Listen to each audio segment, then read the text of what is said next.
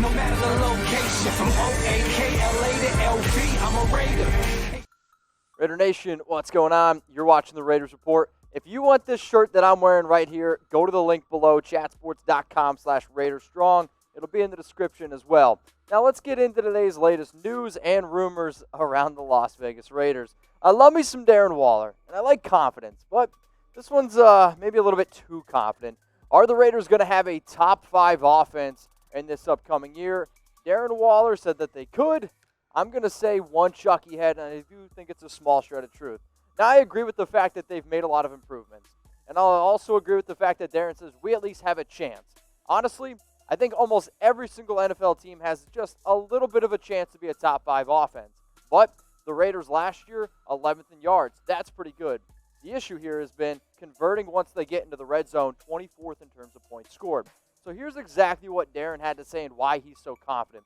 Look at things across the board, starting with the offensive line and the quarterback. With the improvements at the receiver positions and the tight ends trying to be consistent, I think our offense has a chance to do a lot of great things and put up a lot of great numbers. So he said first, let's start at the offensive line. That's where I'm going to start. I think when you look at our starting unit from left to right, Colton Miller, if he can really emerge in year 3, you could be looking at the best offensive line in the National Football League. Then you have Richie Incognito. Rodney Hudson has been proven the best pass blocking center for 6 straight years. Gabe Jackson, and then Trent Brown, the man making $21.5 million this upcoming year.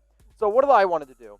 I wanted to rank the best offensive lines in the National Football League, and it was kind of tough for me. There was an injury to Brooks from the Eagles, so this made it actually a little bit easier for my top 5. At number 1, it is the Indianapolis Colts. 2, UCR Raiders. 3 is the Saints. 4, the Dallas Cowboys. And 5, the San Francisco 49ers. The way that this team is going to win football games is by bullying people up front, and we have the offensive line to be able to do that. So he goes offensive line. Then Waller starts talking about the quarterbacks, and I do like what our quarterbacks have, right? I mean, you got Derek Carr, who's going to be entering his 3rd season with Jon Gruden. He's never had that happen really before in terms of coaching. Marcus Mariota, one of the highest paid backups in the entire league, and if you're looking at the best backup quarterback in the league, I might even say that he is that.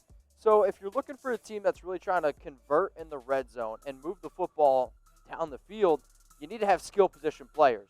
What did Darren mention? The wide receiver position, which is exactly what the Raiders tried to do in the draft. Sure, you also add Nelson Aguilar. He's going to drop a ball or two. That's okay. But you add electric speed in Henry Ruggs, who ran a 4.27. What can we get out of Tyrell Williams? It's the 2nd year in Hunter Renfrow. Oh, yeah. Yeah, Bryan Edwards, Zay Jones maybe, Rico Gafford, some speed to add on top of that. But I really think that the way that this team is going to convert in the red zone, which we were able to move the ball last year, right? 11th in the league. But the red zone's where we need to convert. Darren Waller, only 3 touchdowns last season. You go out and add one of the best tight ends in NFL history in Jason Witten and Foster Moreau. Foster Moreau did get banged up last year, saw 7 red zone targets, converted 5 of those into touchdowns. Hopefully with all 3 of these guys fully healthy for a year, you're going to see more touchdowns.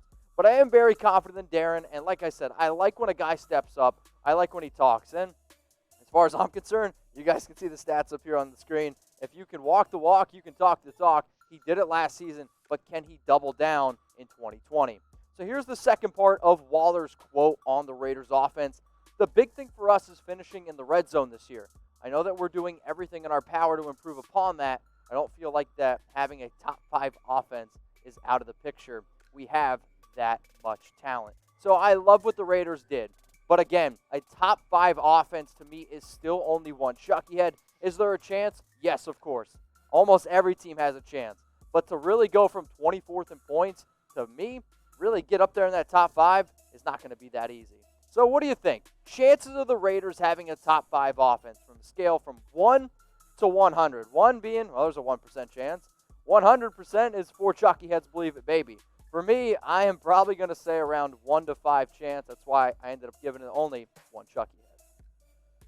Let's talk about one of the players that the Raiders did bring in the draft, Bryan Edwards. And according to Adam Kaplan, apparently Edwards had a round 1 grade from the Raiders. I'm actually going to give this one only 2 Chucky heads. People are talking. I get that some people respect Kaplan. I'm one of those guys where I'm like, sometimes he's got good stories, sometimes he doesn't. The Raiders went out and selected the receiver from South Carolina in the 3rd round, 81st overall. The reason why I'm not 100% sold on the fact that they actually had a round 1 grade on him is this.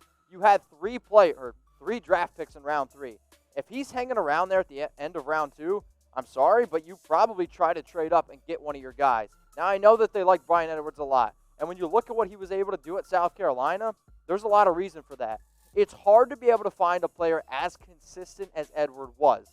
Now, the main reason why he did probably slide down in some draft boards was the injury history. But you can see here, try to go out and find another receiver that has had over 500 yards and over 4 touchdowns, over 40 catches in 4 straight years in college football in the SEC. That's not easy to do. And you could even make the argument that Bryan Edwards is the greatest wide receiver that's ever come out of South Carolina. I mean, they've had some pretty talented pass catchers. You had David Sharp. You also have, or Sterling Sharp, my mistake. You also have Alshon Jeffrey. But in terms of career leaders at South Carolina, you can see here, receptions, he's number 1, 234. Receiving yards, number 1 again, 3,045. Oh, he's only 3rd in touchdowns, but he had 22. The leader, they had 23. So what I want you to try to do here is this. Predict Bryan Edwards' rookie season. So normally I give you the targets. Normally I give you the receptions, the yards, and the touchdowns. No. This is where I'm going to turn the tables on y'all, and I'm going to say, hey, this is your time to predict Bryan Edwards' stats for this upcoming season. Another rookie that we went out and got, number 12 overall, it's Henry Ruggs. Now listen, I know that Ruggs isn't going to wear the number 1. He will wear the number 11. So once it's official between the NFL and the Raiders and Fanatics, the jersey will show 11, and it will also be sent to you. So right now you can get this bad boy at chatsports.com/Ruggs for under $100. The reason why you need to get it today right now is because when the jersey is official and it is number 11, it's going to be put on back order. Don't be put on back order. Be one of the first Raider fans to have a Henry Ruggs jersey. Go to chatsports.com/Ruggs. So one of the main reasons why y'all probably clicked on this video is because you saw Colin Kaepernick in the headline. If you don't know the latest on Kaepernick, basically, Roger Goodell said that he encourages the team to sign Kaepernick. Pete Carroll last week said that at least one team has been interested. An agent, Drew Rosenhaus, AB's old agent, FAB, said that he believes that Colin Kaepernick is going to get signed. But remember, he hasn't played since 2016. But all that is great. The reason why, though, that this is a story, because just 24 hours ago, Raiders owner Mark Davis had this to say about signing Colin Kaepernick. Since 2017, I've told the coaches and general managers that if they want to hire Colin Kaepernick, they have my blessing.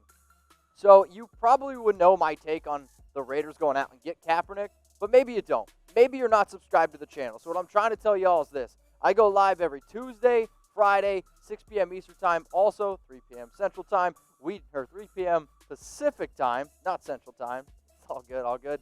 So subscribe to the channel below. Click the notification bell. I am trying to get to 49,000 subscribers by the end of June. So this is probably going to make some people upset. And I understand. But this is what this show is all about. It's about taking something and having a conversation. If talking about Colin Kaepernick upsets you, I'm sorry, you need to grow up. It's not my problem. It's probably a you problem. So is this the depth chart that's going to happen this upcoming season? I'm giving it 0 Chucky heads, tuck rule, tuck that. If you be a subscriber to my show, you'll know my stance on this. Do I hope that Colin comes back in the NFL? Yes, honestly, I do. However, it doesn't make any sense for the Raiders to go out and get Kaepernick. We see it every year. Free agency, draft, quarterback, linked to the Raiders. It's not quite the case here. Yes, Mark Davis is supporting him, but why would you go out and get a quarterback 3? As much as I like Colin, and as much as I hope that he does get a job, let's face it, it's not going to be with the Las Vegas Raiders. So, to squash all the Raiders talk and to squash everything about Colin Kaepernick, if you do want to find out where I think he is going to end up playing, on our main channel at Chat Sports, which you can see the link below, youtube.com/chatsportstv, or in your search bar on YouTube, you can type in Chat Sports. You're going to be able to find this video, Kaepernick Destinations, where I break down this top 7 teams that could go out and get the free agent quarterback.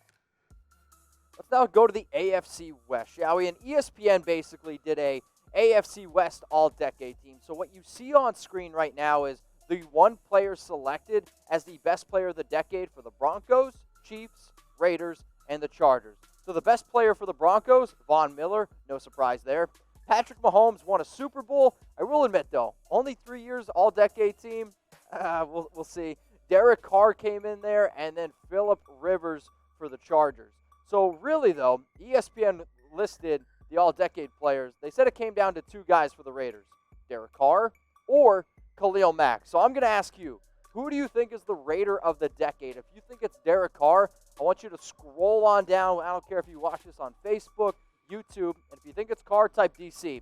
If you think it's Khalil Mack, type KM. For me, my player, and I was actually kind of surprised, I'm going to go with Rodney Hudson. And some of you might not agree with me because he's a center and he might not have as much impact, I guess, in terms of stats as Carr or Khalil Mack does. But try to find me a better player at their position that's been more consistent than Rodney Hudson. I'll say good luck finding it. But for the ESPN's sake, for the show's sake, Raider of the Decade, DCKM, or I'll let you type RH.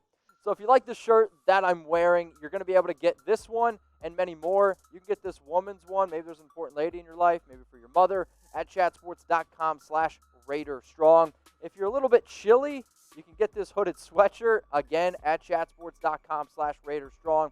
Right now, the hoodie, the t-shirt that I'm wearing, and the one that you're about to see on screen are all available, and they're 20% off. Yes, the t-shirt that you see on screen is the one that I'm wearing. It's only $14.99. Raider Nation's a family. Remember, we are stronger together. You'll be able to get this t-shirt for a limited time only. It'll be in the comments. It'll be in the description. And heck, send me a picture. I want to see who also is repping the same shirt as me. All right, we'll get back into some of these AFC West All-Decade Team where they basically break down from head coach, offense, all the way down to defense. Andy Reid got the award at head coach. Peyton Manning at quarterback. Jamal Charles from the Chiefs got it at running back. Then let's go to the wide receivers. Basically what you're seeing here out of the first 2 that I showed you between head coaches, quarterback, running back, not a lot of Raider players, right? I think we could all agree the last 10 years have been, well, a little iffy for the Raiders, and I'm hoping next time I do an All-Decade Team video for for Chat Sports, it's a lot more Raiders players. Now, I like that Colecchio Assembly made it. Rodney Hudson absolutely deserved it. Let's go to the defensive side of the football now, where you got Melvin Ingram, Corey Liggett, Chris Jones, Khalil Mack is a representative for the Raiders. You can also see in parentheses how long they've been playing with the team. Remember, it's an all-decade team, so even though you see a guy like Rodney Hudson say end at 2019, technically that's in the decade, right? So linebacking core, again, not many Raider players there. Let's go to the defensive backfield. No Raider players there. Hopefully, we get guys like Trayvon Mullen here. Maybe we get a guy like a Damon Arnett can step up, be an all-decade player, because that's how you really take that next step. And then, no surprise, Sebastian Janokowski, the kicker, which he's basically been the all-decade kicker for 2 straight years. So 2 decades, back-to-back. Shout out to Seabass. So I like the fact that ESPN did this whole, player of the decade. And I'm thinking about doing my own Raiders of the Decade video. So I do want to know, who is the best Raiders player of this decade? It could be quarterback, running back. It could be a defensive guy. I want to know. So go down there in the comments section, the best Raiders player of the decade. I don't know if you guys saw this story, but I think it's pretty cool. So the Super Flush test passed. This one's for Chucky heads. Believe it, baby. And if you're like Mitch, what in the world is the Super Flush test? Well, it's a test at Allegiant Stadium, okay, where all the bathroom fixtures, all right, so all the toilets, like that's 1,430 toilets, urinals, all that good stuff, and the sinks and the 297 restrooms are flushed and turned on at the same time. Why is that important? As much as I love the Coliseum, as much as I've been there before, there were some issues with the bathroom, and let's face it, you can't have issues in any stadium, especially when you got 65,000 people there. Some of them are going to be drunk. So the fact that they passed the Super Flush test, this is a good sign for the Raider Stadium being ready for that July 31st deadline. Raider Nation, what's going on? Is this the #1 Raiders channel on YouTube? For Chucky heads, believe it, baby. And if you haven't already, subscribe right here. I'm giving you Chucky heads, news, rumors, Raider Nation rumors. And look at this, I'm making your life easier. Check out my next video. Thanks for watching, and go Raiders.